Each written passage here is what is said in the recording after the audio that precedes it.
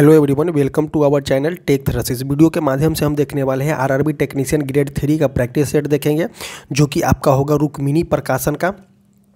इसमें जो हो जाएगा आपका टोटल नंबर ऑफ क्वेश्चन जो होता है 100 होता है, जिसमें हम कवर करने वाले हैं जीके और जीएस को कवर करने वाले हैं, जो कि आपका वेटेज होगा 50 नंबर का। फर्स्ट क्वेश्चन देखते हैं हम इसमें कि किस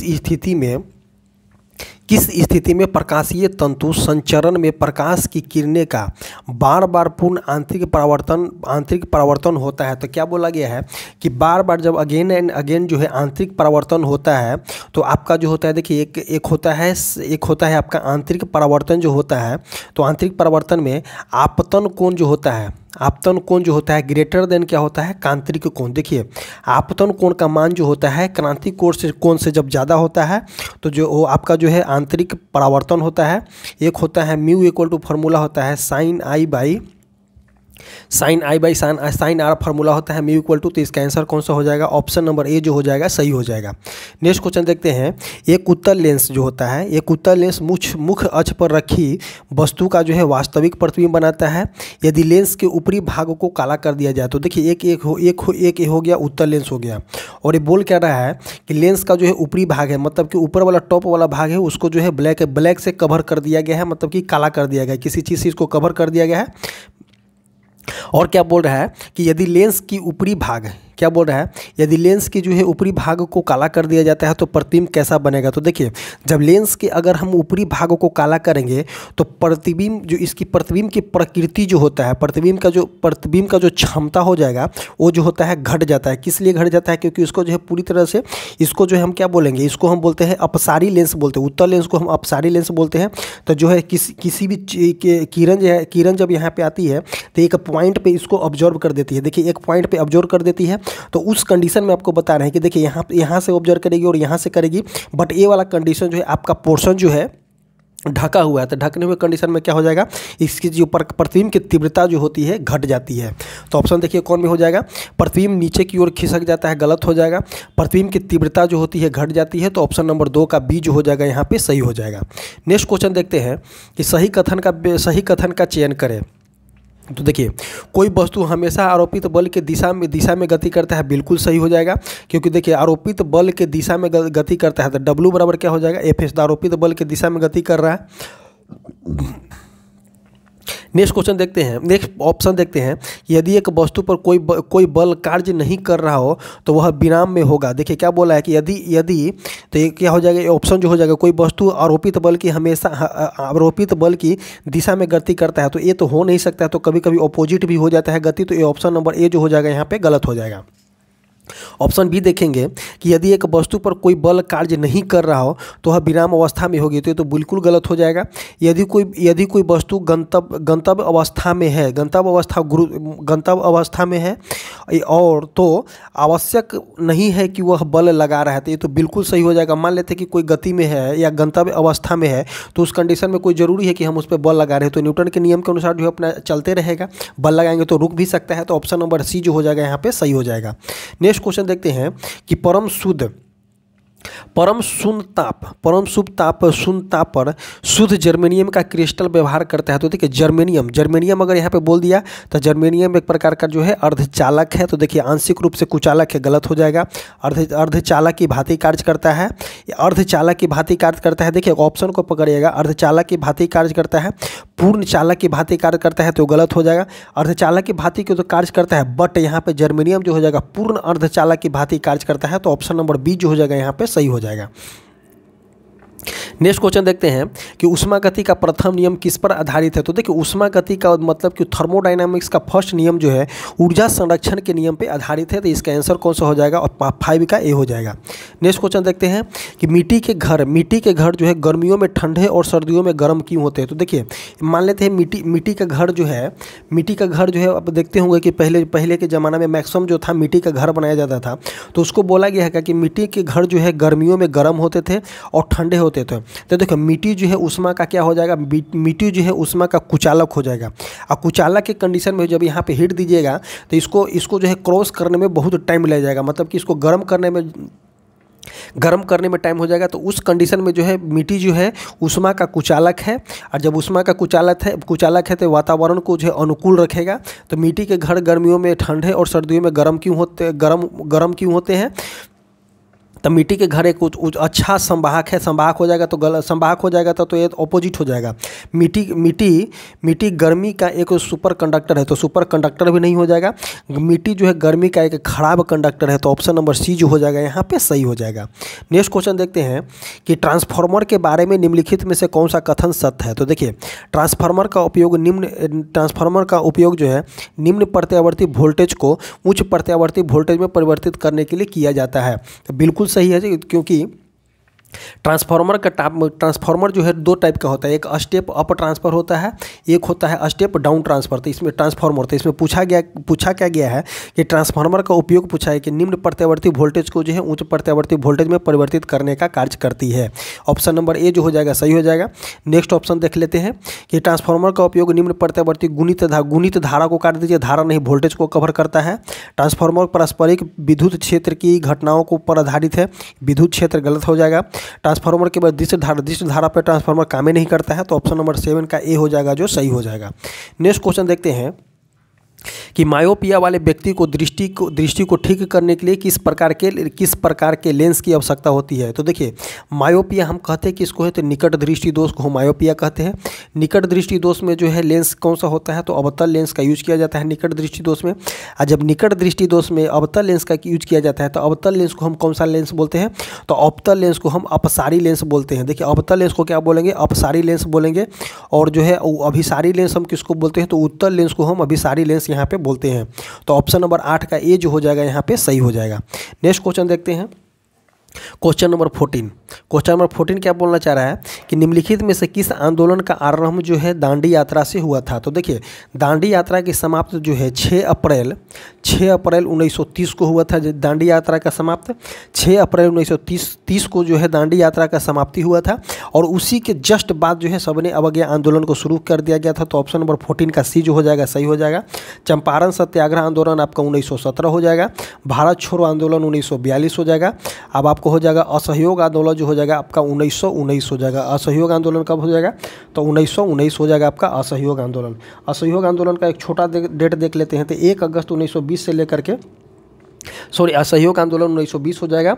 1 अगस्त 1920 से लेकर के 12 फरवरी 1922 तक चला था। असहयोग आंदोलन जो था 1 अगस्त 1920 से लेकर के 12 फरवरी 1922 तक चला था, और 12 फरवरी को जो है चौरी चौरा घटना कांड के बाद जो है असहयोग आंदोलन को स्थगित कर दिया गया था गांधी जी के द्वारा। नेक्स्ट क्वेश्चन देखते हैं कि भारत में पहली बार किस राज्य में इलेक्ट्रॉनिक वोटिंग मशीन ईवीएम का इस्तेमाल किया गया है? तो देखिए, भारत में अगर सबसे पहले बात करते हैं तो ईवीएम का इस्तेमाल कहाँ में किया गया है? तो केरला में किया गया है। और कब किया गया था? तो 1982 में जो है 1982 में जो है केरला में उपयोग किया था इलेक्ट्रॉनिक वोटिंग मशीन का। इसका फ़ायदा क्या है कि इलेक्ट्रॉनिक वोटिंग मशीन का फ़ायदा क्या है कि पेपर का यूज नहीं होता है इसमें। सेकंड कंडीशन देखते हैं इसमें कि बहुत जल्दी रिजल्ट परिणाम आ जाता है, और जो इसका जो है इफेक्टिव बहुत ज़्यादा है। नेक्स्ट क्वेश्चन देखते हैं। नेक्स्ट क्वेश्चन हो जाएगा आपका 21 नंबर क्वेश्चन कि कैलियम पैमाने पर पानी का हिमांक क्या होता है? तो देखिए, कैलियम पैमाने पर बोला गया है पानी का हिमांक, तो एक फार्मूला आप याद कीजिएगा कि C5 = F-32/9 हो जाएगा। यहाँ पे हो जाएगा आपका K-273 डिवाइडेड बाई हो जाएगा आपका 5। तो देखिए, इस रिलेशन को आप याद कीजिएगा। इस रिलेशन से जो है एग्जाम में क्वेश्चन देखने को जरूर मिलते हैं। तो बोला क्या गया है कि केल्विन पैमाने पर पानी का हिमांक क्या हो जाएगा? तो देखिए, पानी का हिमांक पूछा गया है। तो देखिए, जब यहाँ पे A 0 हो जाएगा, मतलब कि C = क्या हो जाएगा? C = K-273। तो पानी का हिमांक पूछ रहा था। C = जब 0 हो जाएगा तो K = क्या हो जाएगा? 273 हो जाएगा। कि हिमांक जब भी पानी जमता है तो 0 डिग्री सेल्सियस पे जमता है, तो केल्विन में कितना हो जाएगा? तो केल्विन में आपका हो जाएगा 273.15 हो जाएगा। तो ऑप्शन नंबर सी जो हो जाएगा यहाँ पे सही हो जाएगा। नेक्स्ट क्वेश्चन देखते हैं कि श्रृंखला में 4 प्रतिरोधों को जिनमें से प्रत्येक प्रतिरोध का मान जो है 1/4 है का उपयोग करते हुए अधिकतम कितना प्रतिरोध हो सकता है। तो देखिए R1 श्रेणी क्रम में पूछा गया है। तो देखिए श्रेणी क्रम में जब भी होता है तो R इक्वल टू क्या हो जाएगा, R1 + R2 as so on different indefinite तक हो जाएगा जितना तक जाए। और पूछा गया क्या कि 1 ओम का प्रतिरोध कितना है, तो 4 ओम है।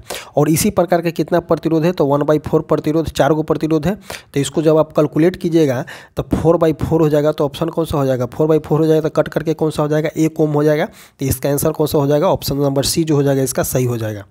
नेक्स्ट क्वेश्चन देखते हैं कि किसी वस्तु का संवेग परिवर्तन की दर बल की दिशा को आरोपित असंतुलित बल के समानुपाती होता है।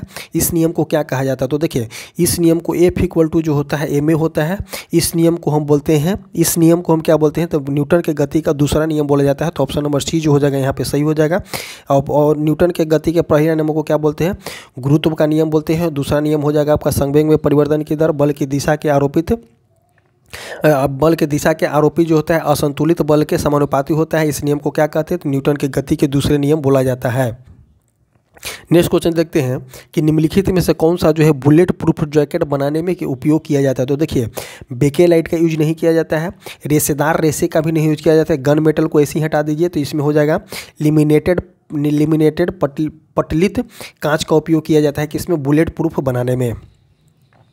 नेक्स्ट क्वेश्चन देखते हैं कि धातु क्रियाशीलता श्रृंखला में के अनुसार निम्नलिखित में से कौन सा कथन जो है सत्य है। तो देखिए Ag जो हो जाएगा आपका, Ag जो हो जाएगा कम अभिक्रियाशील है।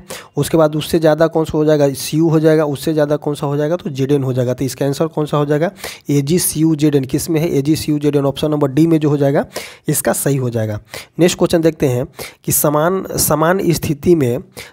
स्थिति में वातावरण में प्रदूषण उत्पन्न करने वाली गैस कौन सा है। तो देखिए क्या बोला गया है, समान स्थिति में वातावरण में प्रदूषण उत्पन्न करने वाली गैस कौन सा हो जाएगा। तो देखिए O2 तो हटा दीजिए, O2 से जो है प्रदूषण नहीं होता है। N2 है, N2 हो जाएगा। N2 से भी प्रदूषण नहीं होता है। N2 से जो है सल्फर डाइऑक्साइड वगैरह बन जाता है ऊपर जाकर के, कार्बन मोनोऑक्साइड हो गया और कार्बन डाइऑक्साइड हो जाएगा। तो समान प्रदूषण के बारे में बात बोला गया है। तो यहाँ पे कार्बन डाइऑक्साइड जो हो जाएगा जो ऑप्शन हो जाएगा, क्योंकि देखिए जितने भी जो है इंडस्ट्रियल से धुआं आ रहा है या घरेलू उपयोग से धुआं आ रहा है वो सभी जो है CO2 होते हैं। और CO2 जब है तो कार्बन डाइऑक्साइड इसका आंसर हो जाएगा। ऑप्शन नंबर बी जो हो जाएगा सही हो जाएगा। नेक्स्ट क्वेश्चन देखते हैं कि निम्न में से कौन सा जो हाइड्रोकार्बन समूह CnH2n के समान सूत्र का अनुसरण करता है। तो एक होता है आपका एल्केन, एक होता है एल्कीन और एल्काइन। तो एल्केन का क्या हो जाएगा, तो एल्केन का हो जाएगा CnH2n +2 हो जाएगा। एल्काइन का हो जाएगा CnH2n -2 हो जाता है। और एल्कीन का हो जाएगा आपका CnH2n हो जाएगा एल्कीन का। तो पूछा गया क्या कि समान फार्मूला पूछा गया CnH2n का समान सूत्र। तो ऑप्शन नंबर सी जो हो जाएगा इसका सही हो जाएगा। नेक्स्ट क्वेश्चन देखते हैं कि आदर्श गैस से वास्तविक गैस का व्यवहार विचलन किसके द्वारा खोजा गया है। तो देखिए आदर्श गैस कौन सा है, PV = nRT जो है आदर्श गैस है। इसको खोजा गया है क्या, वंडर वाल्स के द्वारा खोजा गया है। ऑप्शन नंबर बी जो हो जाएगा सही हो जाएगा। नेक्स्ट क्वेश्चन देखते हैं हम यहाँ पे क्वेश्चन नंबर 34 क्या बोलना चाह रहा है, 34 निम्नलिखित में से कौन सा टूर्नामेंट हॉकी से संबंधित है। तो देखिए हॉकी से संबंधित कौन सा है, तो इसमें रंगास्वामी जो है हॉकी से संबंधित है। नेक्स्ट क्वेश्चन देखेंगे 35 का, 326 ईसा पूर्व में भारत पर आक्रमण करने के लिए सिकंदर को क्या बोला जाता है, एलेक्जेंडर भी बोला जाता है, ने सबसे पहले निम्नलिखित में से किस नदी को पार किया था। तो देखिए सबसे पहले जो है इन्होंने सिंधु नदी को पार किया था, बट जो है ब्यास नदी को पार करने से इसकी सेना जो था डर गई थी। तो इसका ऑप्शन कौन सा हो जाएगा, 35 का बी हो जाएगा। नेक्स्ट क्वेश्चन देखते हैं क्वेश्चन नंबर 41 निम्नलिखित में से कौन सा एरोमेटिक यौगिक है। तो देखिए एरोमेटिक यौगिक के बारे में पूछा गया कि निम्नलिखित में कौन सा एरोमेटिक यौगिक है। तो पिरीडीन एरोमेटिक नहीं हो जाएगा, नेफेथिलीन भी एरोमेटिक नहीं हो जाएगा, टाइलोन भी एरोमेटिक नहीं है। तो इसमें साइक्लोहेक्सेन जो हो जाएगा आपका, साइक्लोहेक्सेन जो है एरोमेटिक यौगिक है। नेक्स्ट क्वेश्चन देखते हैं प्लास्टिक में निम्नलिखित में से किसका उपयोग किया जाता है। तो देखिए प्लास्टिक में आप जो है एथिलीन का उपयोग करते हैं, किसका, तो प्लास्टिक में आप एथिलीन का उपयोग करते हैं। तो क्रिप्टॉन नहीं हो जाएगा, ब्यूटेन भी नहीं हो जाएगा। ब्यूटेन आप देखते हैं किसमें, गैस लाइटर वगैरह में ब्यूटेन यूज किया जाता है। अमोनिया भी नहीं हो जाएगा। तो ऑप्शन नंबर डी जो हो जाएगा इसका सही हो जाएगा। नेक्स्ट क्वेश्चन देखते हैं 43 नंबर क्वेश्चन कि 1 बिलियन जो है चॉक पाउडर के साथ अभिक्रिया करके एक गैस का निर्माण करती है, जिसे चूने के पानी का रंग जो है दूधिया हो जाता है। उस बिलियन को क्या कहते हैं? तो देखिए उस बिलियन को हम क्या बोलते हैं? तो हाइड्रोक्लोरिक एसिड बोला जाता है उसको। तो ऑप्शन नंबर डी जो हो जाएगा यहाँ पे सही हो जाएगा। नेक्स्ट क्वेश्चन देखते हैं कि उस कार्बन का नाम बताइए जिसमें इलेक्ट्रॉनिक विन्यास 2, 8, 7 है। तो देखिए 2, 8 और 7 पूछा गया है, तो किसका हो जाएगा? ये हाइड्रोजन 2, 8, 7 जो है जिसकी ब्राह्मण कक्षा में 7 इलेक्ट्रॉन होता है, वो किसका हो जाएगा? ये हो जाएगा आपका हाइड्रोजन ग्रुप का हो जाएगा। हाइड्रोजन ग्रुप में कौन कौन है? तो फ्लोरीन, क्लोरीन, ब्रोमीन, आयोडीन हो जाएगा। और जो है 17 ग्रुप के तत्व है। तो देखिए फ्लोरीन, क्लोरीन, ब्रोमीन, आयोडीन। तो देखिए कार्बन नहीं होगा, हाइड्रोजन भी हटा दीजिए, तो क्लोरीन इसका आंसर हो जाएगा। नेक्स्ट क्वेश्चन देखते हैं कि निम्नलिखित में से कौन सा कथन सही है? तो देखिए CO2 ग्रीन हाउस प्रभाव के लिए जिम्मेदार है, बिल्कुल सही हो जाएगा। DDT एक जैव नियंत्रक अभिकर्मक है। तो देखिए DDT जो हो जाएगा जैव नियंत्रक नहीं हो जाएगा। ऑप्शन नंबर और DDT एक जो है जैव नियंत्रक अभिकर्मक है, ये भी सही हो जाएगा। ओजोन क्षय को निम्नलिखित में से कौन सा सही पूछा गया? निम्नलिखित में से कौन सा कथन सही है? देखिए CO2 ग्रीन हाउस प्रभाव के लिए जिम्मेदार नहीं है, तो ये तो गलत हो जाएगी कि हाँ ग्रीन हाउस प्रभाव के लिए जिम्मेदार है, गलत हो जाएगा। DDT एक जैव नियंत्रण का अभिकारक है, जैव नियंत्रक नहीं है, रासायनिक नियंत्रण है, भी काट दीजिए इसको।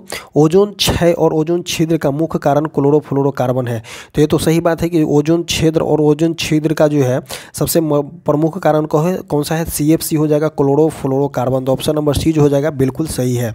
नेक्स्ट क्वेश्चन देखते हैं कि यदि जलती हुई मोमबत्ती को कांच के गिलास से ढक दिया जाए तो लौ कुछ समय बाद बुझ जाती है, इसका कारण क्या होता है? तो देखिए जलती हुई मोमबत्ती को अगर कुछ समय बाद जल रही है और कुछ समय बाद जो है इसको अगर गिलास से ढक दीजिएगा तो उस कंडीशन में क्या हो जाएगा? इसमें जो है ऑक्सीजन की पूर्ति नहीं होगा। जब ऑक्सीजन का कॉन्टैक्ट इससे समाप्त हो जाएगा और इसमें जो है कार्बन डाइऑक्साइड पूरी तरह से भर जाएगा। जब ऑक्सीजन का जो है कॉन्टैक्ट समाप्त हो जाएगा तो उस कंडीशन में जो है मोमबत्ती जलना बंद हो जाएगी। तो देखते हैं ऑप्शन में क्या दिया गया है। सीमित सल्फर की वजह से, गलत हो जाएगा। सीमित नाइट्रोजन की वजह से, ये भी गलत हो जाएगा। सीमित कार्बन डाइऑक्साइड की वजह से ढकी हुई मोमबत्ती कुछ समय बाद बुझ जाती है, तो कार्बन डाइऑक्साइड क्या बोला गया है? एक जलती हुई मोमबत्ती को गिलास के कांच से ढक दिया जाता है तो कुछ समय बाद बुझ जाती है, इसका कारण क्या है? तो देखिए सीमित कार्बन डाइऑक्साइड की वजह से ढकी हुई मोमबत्ती जो है कुछ समय बाद बुझ जाती है। तो देखिए इसमें सीमित कार्बन डाइऑक्साइड जो है ढकने के बाद होता है, मतलब कि जलने के बाद जो कार्बन डाइऑक्साइड बनता है वो होता है। बट इसमें क्या बोला गया है? सीमित ऑक्सीजन की वजह से ढकी हुई मोमबत्ती कुछ समय बाद जो होता है बुझ जाती है। तो ऑप्शन नंबर डी जो हो जाएगा यहाँ पे सही हो जाएगा। नेक्स्ट क्वेश्चन देखते हैं, मानव शरीर में श्वसन वर्णक कहाँ पाए जाते हैं? तो देखिए मानव शरीर में श्वसन वर्णक मतलब कि श्वसन वर्णक कौन सा हो जाएगा? आपका O2 हो जाएगा, जो कि इसको वर्णक के काम कौन सा कर जाएगा? तो हीमोग्लोबिन करेगा। और जब श्वसन वर्णक का काम हीमोग्लोबिन करेगा तो हीमोग्लोबिन किस में होता है? तो RBC में होता है। RBC रेड ब्लड काउंट में होता है, तो ऑप्शन नंबर बी जो हो जाएगा यहाँ पे, रेड ब्लड सेल में होता है, तो ऑप्शन नंबर बी जो हो जाएगा यहाँ पे सही हो जाएगा।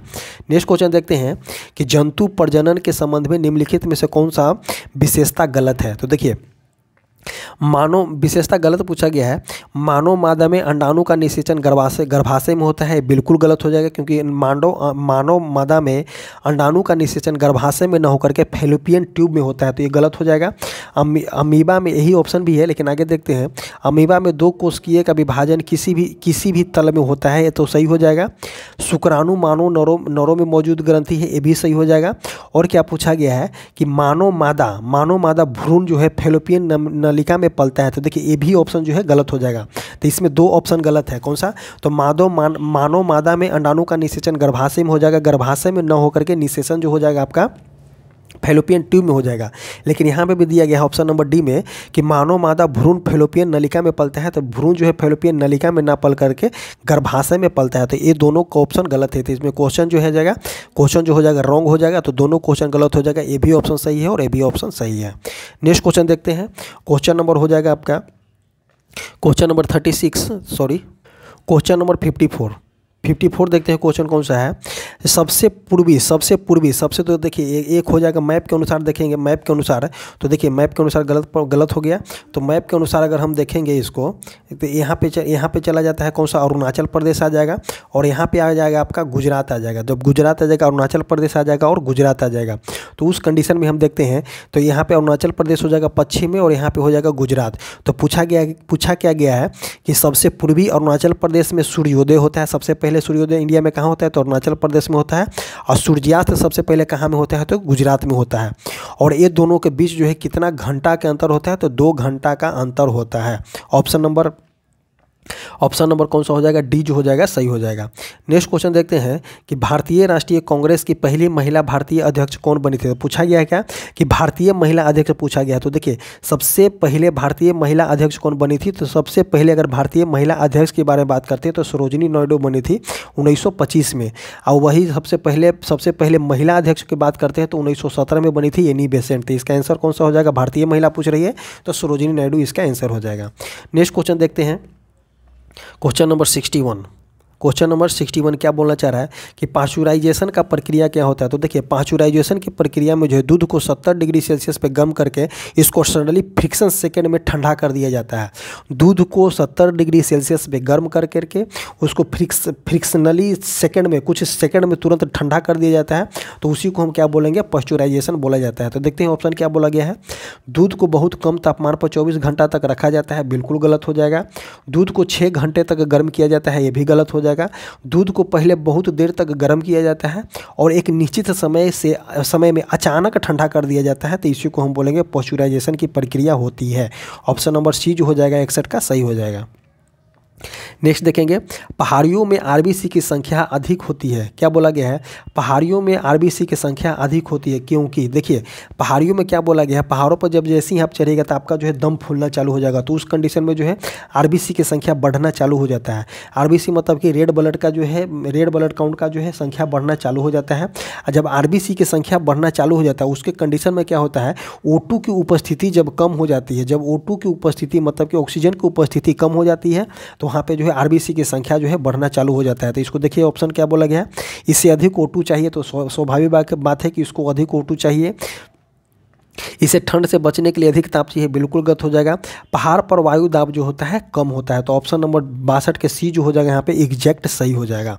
नेक्स्ट क्वेश्चन देखते हैं, एक समान यूकैरियोटिक कोशिका का आकार कैसा होता है। तो देखिए यूकैरियोटिक कोशिका के पूछा गया है। तो यूकैरियोटिक कोशिका के समान आकार जो होता है 20 से जो होता है 20 माइक्रोमीटर होता है। और वही एक होता है यूकैरियोटिक, एक होता है प्रोकैरियोटिक। तो प्रोकैरियोटिक का कितना होता है 0.1 से लेकर के 0.2 माइक्रोमीटर होता है। ऑप्शन नंबर 63 का जो हो जाएगा ये जो हो जाएगा यहाँ पे सही हो जाएगा।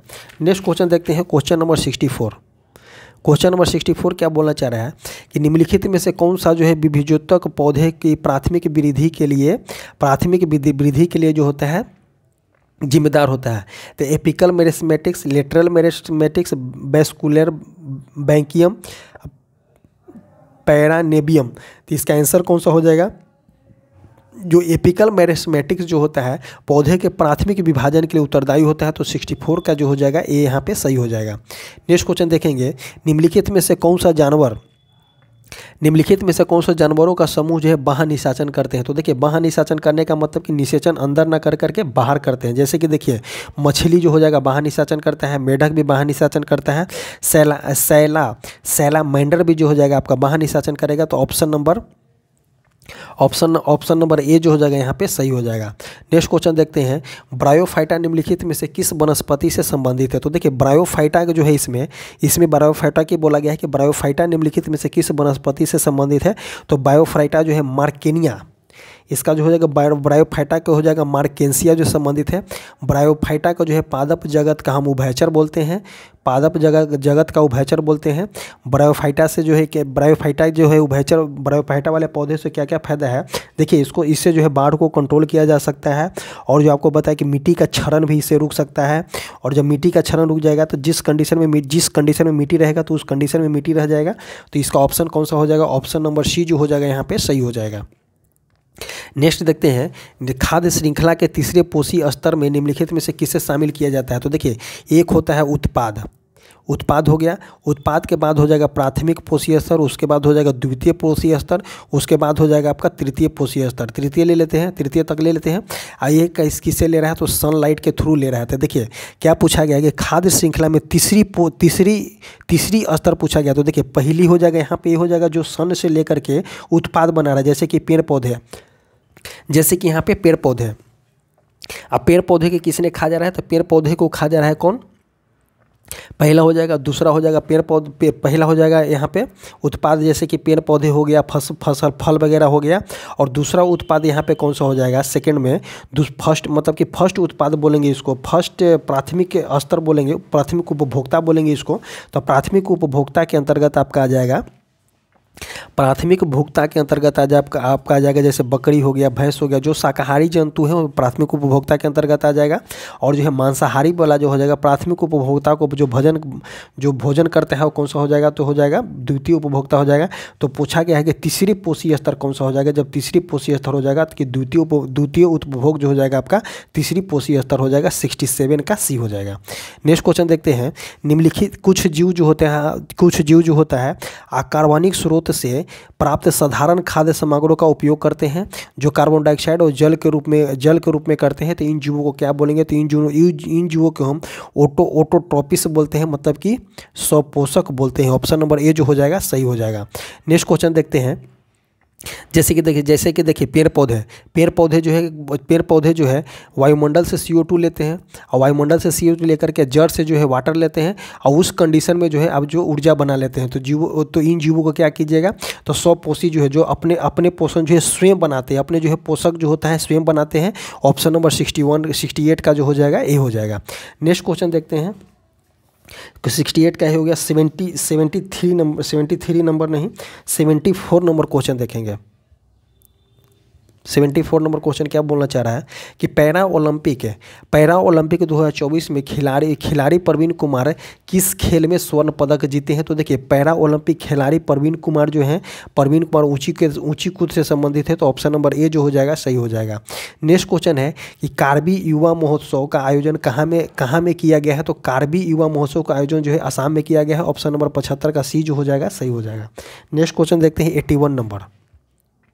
81 क्या बोलना चाह रहा है कि मानव शरीर की सबसे बड़ी धमनी कौन सी होती है। तो देखिए एक होता है धमनी, एक होता है आपका सीरा। तो सबसे बड़ी धमनी के बारे में पूछा गया है, तो महाधमनी जो होता है सबसे बड़ा होता है। ऑप्शन नंबर सी जो हो जाएगा सही हो जाएगा। नेक्स्ट क्वेश्चन देखते हैं। क्वेश्चन नंबर 82 क्या बोलना चाह रहा है कि निम्नलिखित में से किस पौधे को जड़, तना और पत्तियों में विभेदित नहीं किया जा सकता है। तो देखिए जड़, तना और पत्तियों में जो है विभेदित नहीं किया जा सकता है, तो उसको हम क्या बोलते हैं, तो उसको स्पाइरोगाइरा बोलते हैं। ऑप्शन नंबर सी जो हो जाएगा इसका सही हो जाएगा। नेक्स्ट क्वेश्चन देखेंगे। निम्न में से कौन सा जो है अकेशुक्रिय वर्ग का नहीं है। तो देखिए अकेशुक्रिय वर्ग का बोला गया है, जैसे कि एनेलिडा जो हो जाएगा आपका अकेशुक्रिय वर्ग का हो जाएगा। और एनेलिडा के बारे में थोड़ा सा जानने की कोशिश करेंगे। एनेलिडा संघ के जो है जो बहुकोशिकीय तथा त्रिस्तरीय होते हैं।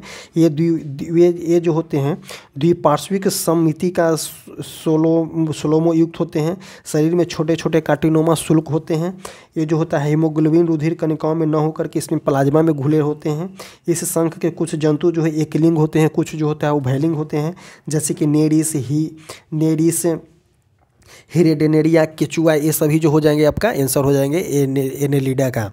नेक्स्ट क्वेश्चन देखते हैं कि एक वस्तु जो है 1 मिनट में 4200 बार कंपन करती है।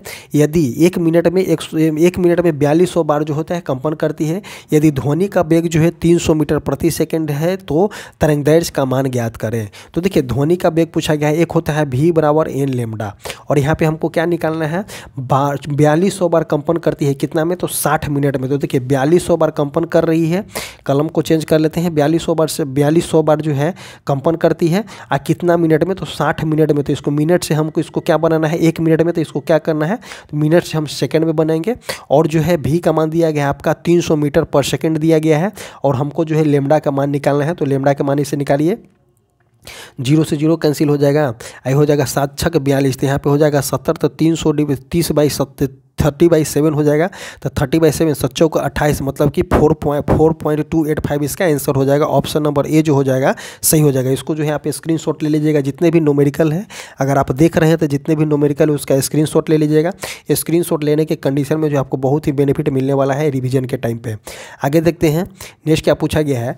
यदि एक कार किसी द्रव्यमान एक कार जिसका द्रव्यमान जो है 3000 kg है और 108 किलोमीटर प्रति घंटा के वेग से चल करके एक मकान से टक्कर जो है 0.8 सेकंड में रुक जाती है। कार पर लगने वाला आवेग पूछा गया है। तो आवेग के फार्मूला क्या होता है, देखिए आवेग इक्वल टू फार्मूला होता है m/v। संवेग और आवेग दोनों का फार्मूला सेम होता है, बट यहाँ पे क्या है, यहाँ पे समय जब आ गया है तो आवेग हो जाएगा। तो p = m/v और इसमें जो है आपका दिया गया है 3000 kg दिया गया है और आपका जो है 108 दिया गया है। 3000 kg 108, इसको जो है 108 को मीटर पर सेकंड में बदलने के लिए 5/18 से गुना कर दीजिए। और जब इसको पूरा कैलकुलेट कीजिएगा तो उस कंडीशन में आपका जो हो जाएगा उस कंडीशन में आपका जो हो जाएगा 90 किलो न्यूटन जो हो जाएगा ऑप्शन हो जाएगा, मतलब कि 85 का बी जो हो जाएगा आंसर हो जाएगा। नेक्स्ट क्वेश्चन देखते हैं कि दो बल्ब जो है जिन पर 220 वोल्ट और 100 वाट तथा सेकेंड जो है 220 वोल्ट और 60 वाट अंकित है को 220 वोल्ट के साथ समानांतर क्रम में जोड़ा जाता है, तो स्रोत से ली गई विद्युत धारा का मान ज्ञात करना है। तो देखिए विद्युत धारा का मान ज्ञात करना है तो P बराबर क्या होता है, VI होता है। तो देखिए दोनों को निकालना है क्या, P बराबर VI दिया गया है, एक दिया गया है 220 वोल्ट कितना 100 वाट पे, तो देखिए क्या बोला गया है 220 वोल्ट दिया गया है कितना पे 220 वोल्ट दिया गया है 100 वाट पे, तो P ऊपर हो जाएगा और 220 जो हो जाएगा नीचे हो जाएगा, प्लस इसको लीजिए, प्लस लीजिए कितना 60 वाट अंकित है, 60 वाट डिवाइडेड बाई 220 वोल्ट। अब इसको कैलकुलेट कीजिए, कैलकुलेट करने के कंडीशन में 160 हो जाएगा ऊपर, यहाँ हो जाएगा आपका 220। इसको कैलकुलेट करने पे तो ये हो जाएगा 0 से 0 कैंसिल हो जाएगा और एक हो जाएगा कितना 8 दूनी 16 और 11 दूनी 22, तो 8:11 जो एम्पियर जो हो जाएगा इसका आंसर हो जाएगा। तो ऑप्शन नंबर सी जो हो जाएगा सही हो जाएगा। नेक्स्ट क्वेश्चन देखते हैं कि किसकी अधिक ऊर्जा उपयुक्त होती है, जो 250 वाट का टीवी सेट जो कि 1 घंटे चलता है। तो देखिए 250 वाट का टीवी सेट जो 1 घंटे चलता है। नेक्स्ट देखेंगे कि 2000 वाट का है, 2000 वाट का है जो एक हीटर जो है 10 मिनट चलता है, तो 10 डिवाइडेड बाई इसको कर दीजिए 60। अब इसको काटिए, ये हो जाएगा 250, यहाँ से यहाँ कट जाएगा तो इसको ये हो जाएगा 2000/6, तो 2000/6 से ज़्यादा हो जाएगा 250 से, तो ऑप्शन नंबर हीटर का जो हो जाएगा यहाँ पे ज़्यादा हो जाएगा, तो ऑप्शन नंबर बी जो हो जाएगा सही हो जाएगा। नेक्स्ट क्वेश्चन देखते हैं कि यदि हीरे में प्रकाश की चाल निर्वात में प्रकाश की चाल का 0.42 गुना है तो हीरे का अपवर्तनांक ज्ञात करना है। तो क्या बोला गया है, यदि हीरे में प्रकाश की चाल बोझा गया है, प्रकाश की चाल जो है निर्वात की प्रकाश की चाल, मतलब कि निर्वात की प्रकाश की चाल जो है 0.42 है, मतलब कि ये हो जाएगा आपका प्रकाश की चाल, ये हो जाएगा निर्वात की चाल। तो देखिए हीरे अपवर्तनांक इक्वल टू क्या हो जाएगा, एक प्रकाश की चाल डिवाइडेड बाई मीडियम में प्रकाश की चाल, तो 0.42 डिवाइडेड बाई सी, तो सी से सी कट जाएगा तो ये ऊपर हो जाएगा 100/42। जब 100/42 को आप कन्वर्ट कीजिएगा तो 2.38 इसका आंसर आ जाएगा, तो ऑप्शन नंबर बी जो हो जाएगा सही हो जाएगा। नेक्स्ट क्वेश्चन देखते हैं क्वेश्चन नंबर 94। क्वेश्चन नंबर 94 क्या बोलना चाह रहा है कि उपस्थिति पोर्टल को किस राज्य सरकार द्वारा लॉन्च किया गया है। तो देखो उपस्थिति पोर्टल जो है किस राज्य सरकार के द्वारा लॉन्च किया गया है, तो उपस्थिति पोर्टल जो है झारखंड सरकार के द्वारा लॉन्च किया गया है और इसका उद्देश्य क्या है कि जितने भी स्वास्थ्य कर्मचारियों हैं उनको जो है ऑनलाइन अटेंडेंस बनाना है, उसी के लिए उपस्थिति पोर्टल लाया गया है, तो ऑप्शन नंबर ए हो जाएगा 94 का जो सही हो जाएगा। नेक्स्ट क्वेश्चन देखते हैं, बांग्लादेश में अशांति के कारण जब आईसीसी 2024 का महिला T20 विश्व कप का आयोजन कहाँ में किया गया है। तो पूछा गया क्या कि देखिए आईसीसी 2024 का जो है महिला विश्व कप T20 का आयोजन जो है बांग्लादेश में होने वाला था, बट वहाँ पे आंतरिक अशांति होने की वजह से जो है उसका आयोजन जो है संयुक्त राज्य अमेरिका में संयुक्त राज्य अमीरात में हो जाएगा, अमेरिका नहीं UAE में होगा, UAE में हो जाएगा, तो ऑप्शन नंबर 95 का जो हो जाएगा सी हो जाएगा। इसी तरह से जो है 100 नंबर क्वेश्चन समाप्त होता है। और आपको जो है वीडियो कैसा लगा आप कमेंट करके ज़रूर बताइएगा। और देखिए आपको हम बताते हैं कि जो टेक्नीशियन का एग्ज़ाम जो है इसमें आपको एटलीस्ट आपको अप्रॉक्स की बात करते हैं तो अप्रॉक्स आपको 10 न्यूमेरिकल देखने को मिलेगा, और न्यूमेरिकल जो हो जाएगा आपका फार्मूला बेस्ड न्यूमेरिकल होता है। उस कंडीशन में जो है आप इसको जो है बहुत अच्छे तरीके से न्यूमेरिकल को देखें, और न्यूमेरिकल से आपको क्वेश्चन जो एग्जाम में देखने को जरूर मिलेंगे। और इसी तरह से आपको आपको बता दें कि हमारा जो टेलीग्राम चैनल है कमेंट बॉक्स और डिस्क्रिप्शन बॉक्स में उसका लिंक पिन कर दिया गया है। आप जाइए और टेलीग्राम चैनल से जुड़ जाइए। और आपको बता दें कि वहाँ पे नंबर भी जारी कर दिया गया है और किसी भी कंडीशन में आप कॉल कर सकते हैं, मैसेज कर सकते हैं। इसी तरह से वीडियो समाप्त होता है। Thank you.